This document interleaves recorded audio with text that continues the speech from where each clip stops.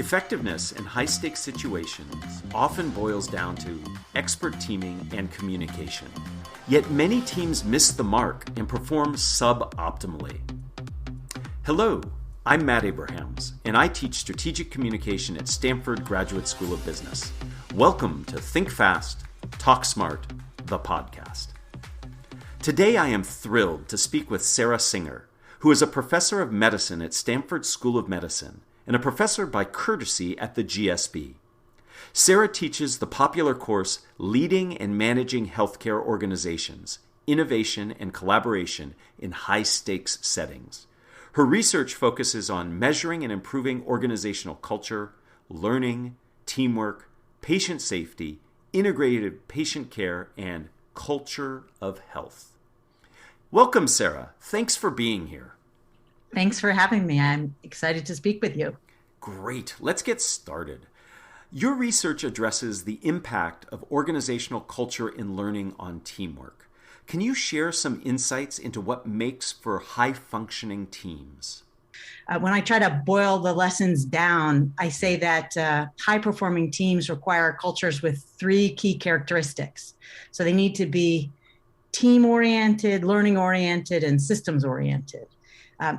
By that, I mean, first, a team-oriented culture suggests that leaders need to create conditions that support teamwork, including strategies that overcome professional silos and hierarchies, which you find in spades in healthcare organizations. So, for example, by establishing clear roles and responsibilities and making sure that people have and understand the shared goals of the group, and supportive practices like offering team time so people can work together. The second key characteristic is a learning culture where team members learn from mistakes and experimentation so they can adapt and change and innovate, all key factors for not just healthcare settings, but lots of organizational settings. Learning requires leadership that reinforces learning, a supportive environment, including especially psychological safety, but also an appreciation for differences when you're working with people of lots of different backgrounds, and openness to new ideas. These environments need setting aside time for reflection.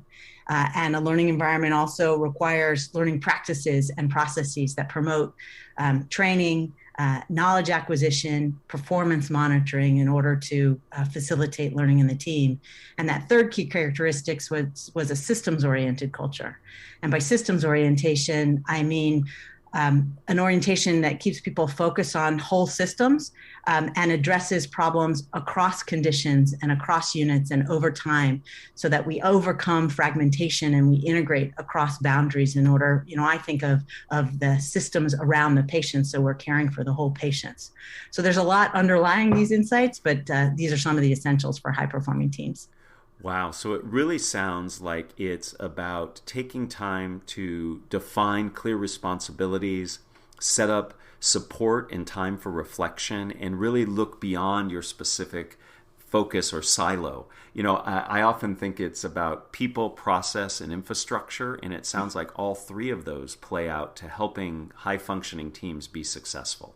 Absolutely, especially in the accomplishment of what I was describing as that learning-oriented culture. You need the leadership, you need the environment, and you need those processes and practices, and all of them need to be aligned in a way that supports people's willingness to speak up, to discuss mistakes, to raise questions, so that there is learning that occurs. And that kind of open communication is essential. 2 decades ago, before returning to academics, I ran learning and development groups for high-tech companies, and I know that you've done some research in that area.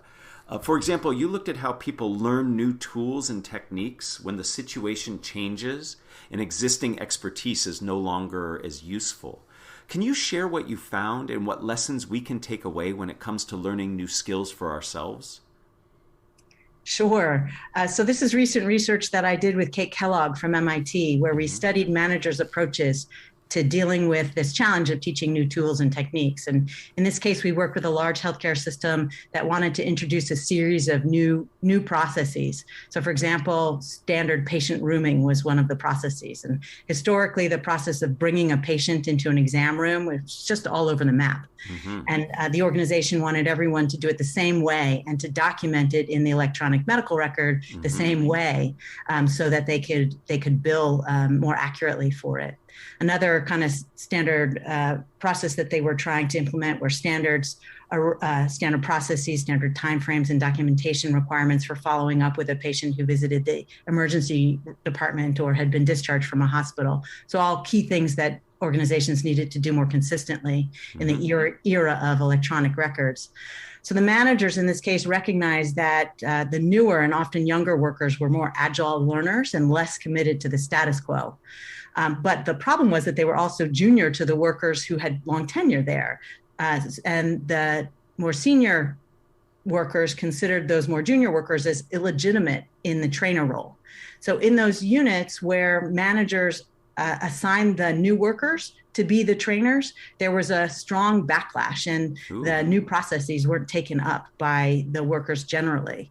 But in a few of the units, what we saw is that the managers rotated the trainer role, giving everybody a chance to be the trainer. And when the managers offered the promise of this, we called it status mobility, the senior worker trainees were willing to learn from the junior trainers because they knew that they would have the turn to be the trainers themselves later.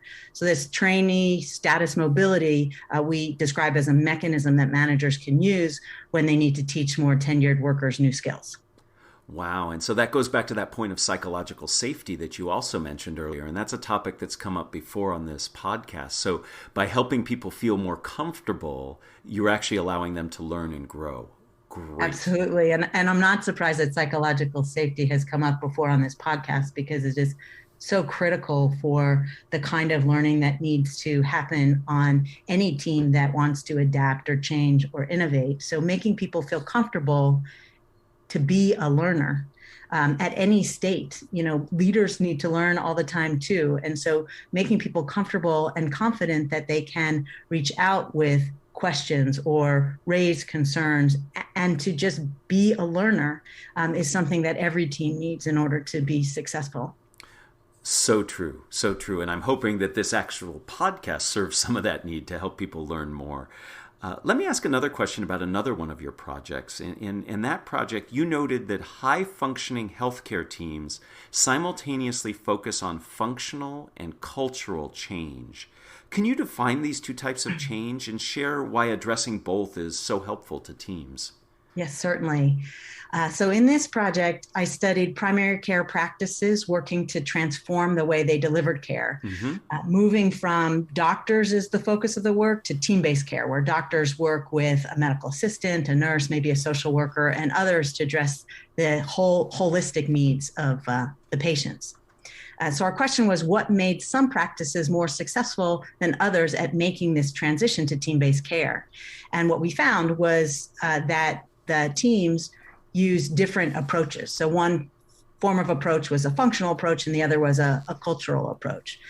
So these refer to the way that primary care practices approached affecting change. And by the functional approach, we mean an approach that focused on the practical operational aspects of teaming, things like making sure that there was clear role definition, supportive structures, and ensuring shared access to clinical data, all critically important.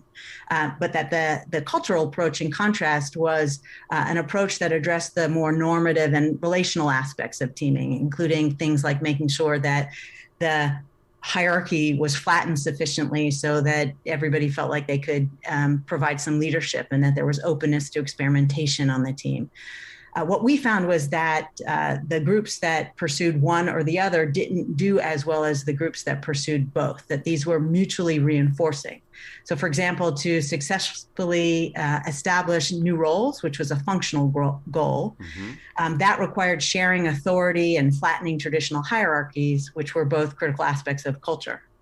And there was also this recursive relationship between the two approaches, in that the cultural changes created an environment that were conducive to the functional change, and that functional changes then in return supported the systems for cultural changes. So by undertaking both simultaneously, a practice site could create a positive upward spiral that just got them better at making the change. So the primary care practices that prioritize both types of change processes and pursued them simultaneously were the most effective. Wow, I can see how that could help not just in primary care, but in all organizations. And in my mind, as you were describing it, I don't know why this happened, but I flashed to a yin-yang symbol where both parts blend together to bring out the whole. And it sounds like both a functional and cultural approach are really critical to being successful. Now, you know, Sarah, that this podcast really focuses on communication. So I have to ask you, what role does communication play in effective teamwork? And are there any best practices that you suggest that can help all of us be more effective in our teaming? Oh, absolutely. Communication plays a critical role, especially in situations that are stressful, where people are under duress. So, think about the critical moments in a surgical case, or when a patient is experiencing a cardiac arrest. There are all sorts of critical moments in healthcare where communication is key. One best practice, for example, that we advocate is closed loop communication, where one person says something and another person repeats it back just to make sure that they've gotten the information correct. So you say, we're ready for bypass, and the person responds, I'm putting the patient on bypass. I administer 10 cc's of X medication. I'm administering 10 cc's of X communication, just to make sure that that communication is received in the way it was intended. Another example is sort of structured forms of communication. There are lots of them. I spent a tremendous amount of time trying to promote the use of surgical checklists, which have been made famous by Atul Gawande, who is a colleague of mine from Harvard. And we worked together on trying to spread this. And I was responsible for the evaluation of the implementation of that work. Wow. But the basic idea is that misunderstandings are possible, and especially where there is hierarchy, information doesn't often transmit. And so making sure that you have information kind of listed out that you need to review, and that encourages not just kind of the checks of the things that you need to make sure that happen, but also prompts to prompt discussion, including an important prompt that says, I need you to, I can't do this case alone. I need you to speak up if you see a problem. So extending that invitation and creating the psychological safety in the space,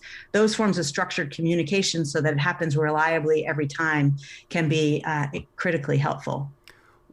So much in what you just said. So the first part about inviting and almost requiring that instant response increases what I call the F word of communication, and that is fidelity, the accuracy and clarity. By building in that repetition, you actually confirm that the other person heard what you were saying. There's a very simplistic model of communication called the transactional model, where a sender sends a message to a receiver who gives feedback.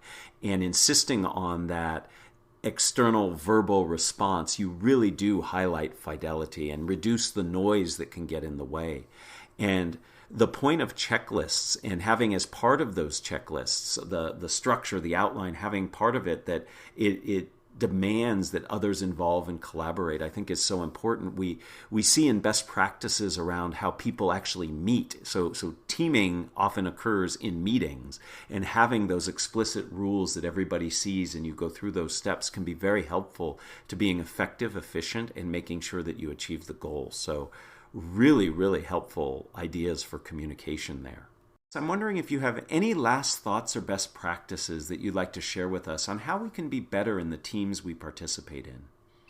Let's see. So I can think of a couple. Sure. I guess one is to make sure that the work that you are asking a team to do actually requires a team to do it. We forget that lots of work doesn't actually benefit from teams. If the work is interdependent, then of course it benefits from a team. But if it's not, if individuals can work independently, then I say let the individuals do the work and avoid all the challenges associated with teamwork and the requirements of communication, because that's really hard. And there are all sorts of ways in which we kind of we fail to communicate, and so we suffer those process losses, and teams don't necessarily do better than individuals. So I say make sure the work requires a team. And then secondly, I'd say when work does require a team, make sure everybody fully understands and is on board with what the team needs to accomplish. Mm-hmm. So when they are, they're more likely to do the right things, and sometimes they'll do amazing things. A very small example of this that made me think of it is yesterday I met with my research grant manager to discuss the budget I was pulling together for a new research study that I'm proposing. And I said, so at the end, we were pulling things together. I said, so do you have any questions about the project itself? And I realized that they knew nothing about the project. Huh. And so I explained the project, and then they poured out with suggestions of how I might revise the budget to make it more appropriate, so that the funder would look at it and say, no, they've really given this some thought. It was so helpful to me. And I learned that lesson over and over again. Everybody on the team has something to contribute, and they can only contribute it if they are on board with what the team is trying to accomplish, especially the people who are lower status and we don't necessarily, have present in all of the meetings. They're important too.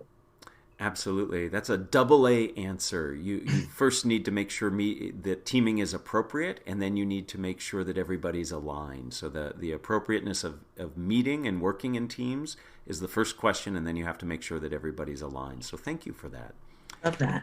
So before we end, I like to ask everybody the same 3 questions. Are you up for answering them? Sure, I'll try. All right. Question number 1. If you were to capture the best communication advice you ever received as a 5 to 7 word presentation slide title, what would it be? Inspire change by telling great stories. Oh, I love that. So I like the inspiration part of that. And we have certainly heard across the many podcasts the value that story has. Bullet points, lists, that's hard for us to understand and take with us, but a good story is something that sticks. So thank you for reminding about us how a story can inspire. I have to remind myself of that all the time. Right, exactly. So question number 2, who is a communicator that you admire and why? Nick Kristof, and maybe because I was thinking of the New York Times, but I really admire the way he tells stories of real people and real people experiencing real suffering. He clearly believes we need to hear these stories in order to affect change, and I think he's brave at hearing the hard things. I think it's not easy to hear them and to bring them to light and share them with other people in the way that he does. I find that really tough and admirable. What are the 3 first ingredients that go into a successful communication recipe? I have some trepidation to speak this to someone who teaches a course in strategic communication, but I'll give it a shot. So the ones for me, I think, are a message, an important message that you find meaningful that you want to convey. And the second is a connection. So thinking about how does your message relate to the people that you're trying to reach. And the third, as we've been talking about, is a story that moves people to agree or to action. So climate change is a classic example of this. Reform advocates first talked about polar bears losing their ice, and it was less compelling than the kind of message that you're hearing now, which is about, this is critical for the survival of your children and your grandchildren, and we need to do something about it. And the most compelling storyteller I know in this genre is David Attenborough, who's the one I liked most recently was a show called A Life on Our Planet, which if you haven't seen, you really must. But, quintessential storyteller.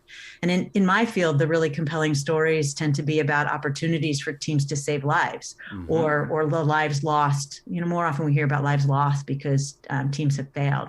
And they're often about ways that leaders failed to establish psychological safety so teams don't achieve their full potential, or about lack of reliably safe processes. So cardiovascular surgeon who shuts down a conversation in the surgical room by berating his trainees and people don't speak up and something terrible happens to their patient, or the primary care team that, fumbles a positive test result and doesn't act when they have information that they should act on, and they don't catch the patient's colorectal cancer until it's progressed beyond the possibility for treatment. So super sad stories that are calls to action, and we use them because we need people to make processes better, make communication better for patients going forward.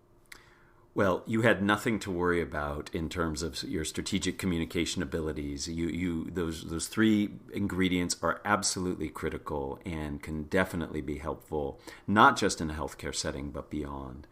So, Sarah, thank you so much. Your ideas and insights into teamwork and training and communication are incredibly useful and actionable. I appreciate your time and your insight. Thank you. I appreciate having the opportunity to speak with you today. Thank you for listening to Think Fast, Talk Smart, the podcast, a production of Stanford Graduate School of Business. To learn more, go to gsb.stanford.edu. Please download other episodes wherever you find your podcasts.